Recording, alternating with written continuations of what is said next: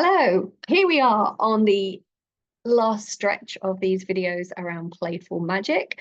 I hope you've been finding them useful. Let me know below which ones, or the audio if you're on Spotify, have been working for you, or anything you've tried since you started getting stuck into Playful Magic. So today I want to talk to you about intention setting. So we covered this a little bit with imagination, but I just wanted to go through it again because setting intentions is really useful for moving our life forward. And I think to me, intentions are different to goals. They're more fluid, they're more free flowing, they're more like, here's what I would love, here's what I want to bring into my life, here's what my desires are. Whereas goals for me can be very structured and sort of more in the masculine energy. If you want to set goals as well, you like setting something very specific and moving towards it, absolutely great. But a lot of the time for me, it really doesn't work because I am more of an in the moment person. I'm more of a process manifester. I'm more of a non-specific manifester.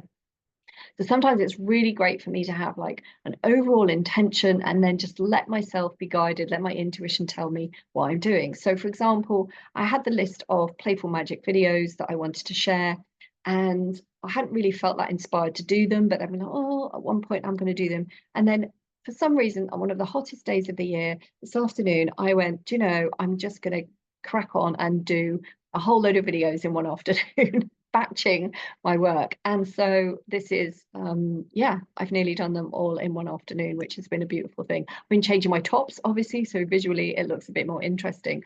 But that's kind of an idea of, instead of goal setting, like I've got these videos and I have to do them on such a date and work towards them, which may well work for you if you're more kind of left brain and structured and you like that kind of structure, is that I really, and I learned this off one of my other coaches ages ago, a sort of manifesting mentor. And she was like, I know what I want to do, and I let myself really want to do it before I actually create it. So that's magnificent. So I have been doing these videos, which is a prime example of having an intention. So I have started working with a new mentor lately, and she's all about the law of delusion and working in Delulu land and really imagining what we want to create. And she, within that, there's a 90-day thing that you can be accountable and track it. And I didn't want to do like 90 days of sharing on Instagram or 90 days of exercise, or I've done a lot of these things before. And I was like, I want something that actually feels a lot more playful for me. And so what came through was Playful Magic, 90 days of Playful Magic. That sounds great. Playful Magic dropped in. And then it was about, okay, so my intention is to do that for me, but also I could, when I've been doing it for a little while, is share it for others. So that was kind of the intention, was I'm going to do 90 days of Playful Magic for myself. And then when I've got an idea of what it is, then I can start to share it with other people, which is what has happened. So that's two kind of very ethereal intentions. And the outcome, obviously, is more structured. It's to share my wisdom, to be more self-expressed, which is another of my intentions. It's about inspiring other people. It's about building my list. It's about connecting with people, getting more followers and viewers, blah, blah, blah. But I'm not doing it to get the viewers. It's because it's come more from this sort of following my intuition, my intention kind of mode. And then a few days ago, I had my first coaching session, group coaching session with my new mentor. And something she'd been talking about, like, what's your latest offer? What's your latest thing? And I was like, well, I've got these and these, but none of them are really feeling like, oh my God, that's what I want to create. And then she said something in one of her videos that I was like, oh, that feels like a massive stretch, but it actually feels in my body like really good. So that's a different intention, but I physically felt it, which ties in with what we've been talking about intuition as well. It's like feeling it in my body and going, oh my God, what if I had some kind of 2-day VIP thing where people could come and be in my energy field and we could do magic for like 2 days? And then where would I do that? And so I've been researching sort of spa hotels, both in the city I live in, so we could do it in a cultural creative city. I've been looking at them down at the seaside where I used to live, so they could be by the sea, and then just sort of letting the details fill in. So I had an idea, or I had a kind of, it wasn't even an idea because I think ideas come from more here, but it was like a feeling that, oh, a 2-day VIP would be amazing. How would that be? And letting the details fill in.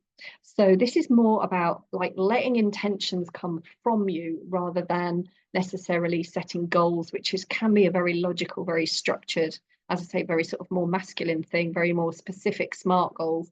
And it's like my intentions are more soulful. They come from me and through me.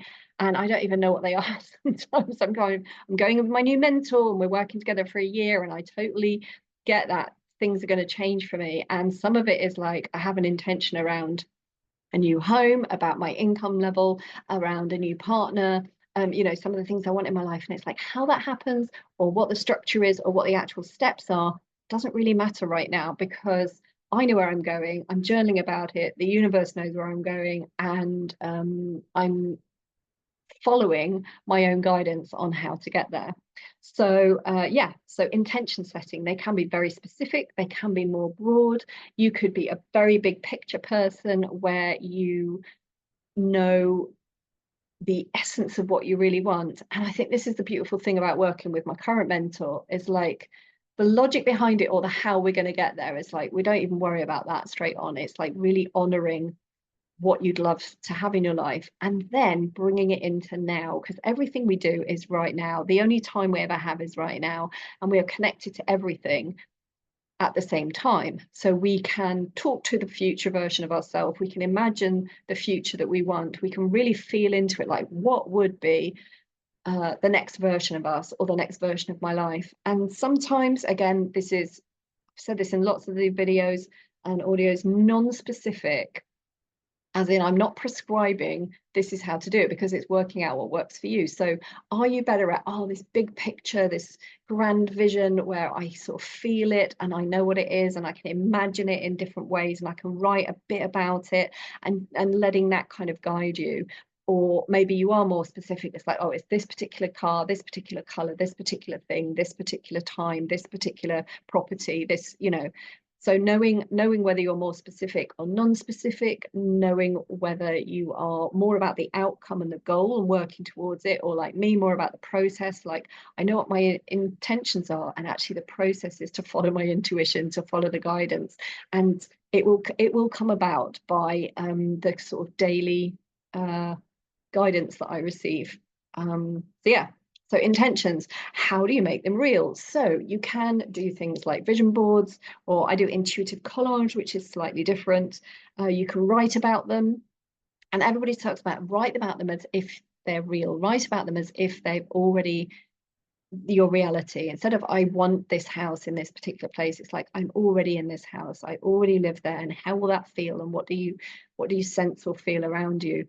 But there's also another way of doing it, which I've learned from a couple of people now, which is talk about it as if it's already happened. So it's not in the present, it's in the past. And so you could be like, oh, remember when I moved into that amazing house? For example. So it's more like you're putting it as a memory rather than I am here in the house and this is what's happening. It's like, do you remember when this happened? And so we were playing a game in the group, the mentorship group that I'm in, where I would be posting about, oh, remember when this, like I'd have some doubts or some stuff around coming up, and I'm like, okay, let's do the remember when game. And it's like, remember when such and such happened.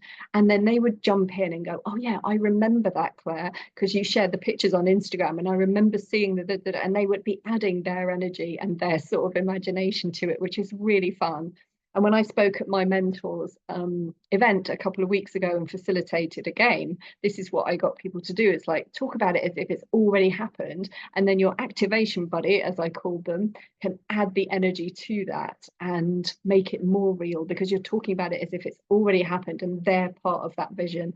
And so this is a way that we can really play with imagination and intentions and be more embodied in them.